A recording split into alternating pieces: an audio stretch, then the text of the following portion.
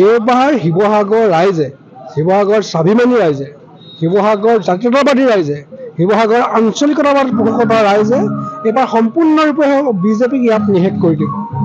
অসম গণ পৰিষদটো নাই ইয়াত, কিন্তু বিজেপি যি ভেটি আছে এই ভেটি সম্পূৰ্ণৰূপে নিশ্চিহ্ন কৰিব।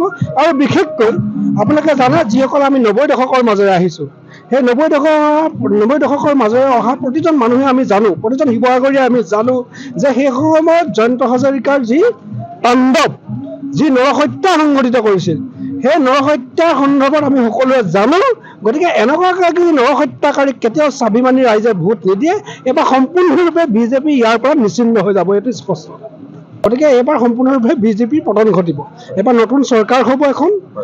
ব্ৰহ্মপুত্ৰত আচলতে হিমন্ত বিশ্ব শৰ্মাক দলিয়াই দিয়া হ'ব। অসমৰ ৰাইজে তেওঁক এবাৰ ৰিজেক্ট কৰিছে, আৰু মই ভাবোঁ অসমত গৌৰৱ গগৈ নেতৃত্বাধীন এখন নতুন চৰকাৰ হ'ব।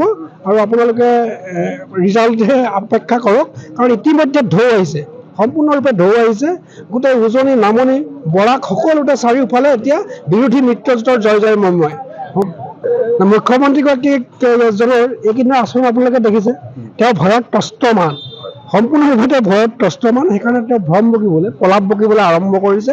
তেওঁ এটা নিশ্চিত হৈ গৈছে, তেওঁ আৰু কিছুদিনৰ পাছত তেওঁ আৰু চৰকাৰ নাথাকে, সম্পূৰ্ণৰূপে উফৰি যাব। মানুহে ৰিজেক্ট কৰিছে, এইটো কথা প্ৰতিপন্ন হৈ গৈছে। গতিকে তেওঁৰ নিচিনা এগৰাকী নিকৃষ্ট মুখ্যমন্ত্ৰীক আচলতে অসমৰ মানুহে চিনাক্ত কৰিছে। তেওঁৰ নিচিনা এগৰাকী সাম্প্ৰদায়িক মুখ্যমন্ত্ৰীক অসমৰ মানুহে চিনাক্ত কৰিছে।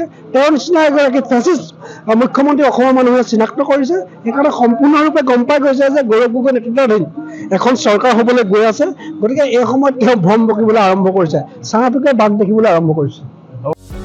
যিকোনো খবৰৰ বাবে যোগাযোগ কৰক আমাৰ এই নম্বৰত 9181 307 2221।